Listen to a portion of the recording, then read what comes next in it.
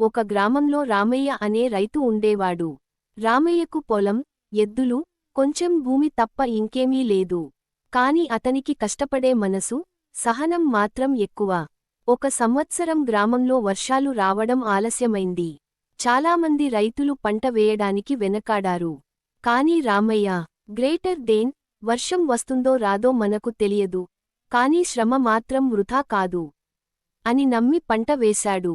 ప్రతిరోజు ఉదయాన్నే లేచి పొలానికి వెళ్లి దున్నడం, విత్తనాలు వేయడం, తక్కువ నీటితో పెరిగే పంట రకాన్ని ఎంచుకోవడం ఆల్ చేశాడు. వాన పడకపోయినా బావి నీటితో పంటకు తాగునీళ్లు ఇచ్చాడు. కొన్ని నెలల తరువాత రామయ్య పొలంలో పచ్చగా మెరిసే పంట పండింది. గ్రామంలోని అందరూ ఆయన శ్రమ చూసి ఆశ్చర్యపోయారు. చాలామంది ఆయన దగ్గర నుండి పద్ధతి నేర్చుకున్నారు. నీతి, కష్టం, సహనం, తెలివితో చేసిన పని ఎప్పుడూ ఫలిస్తుంది.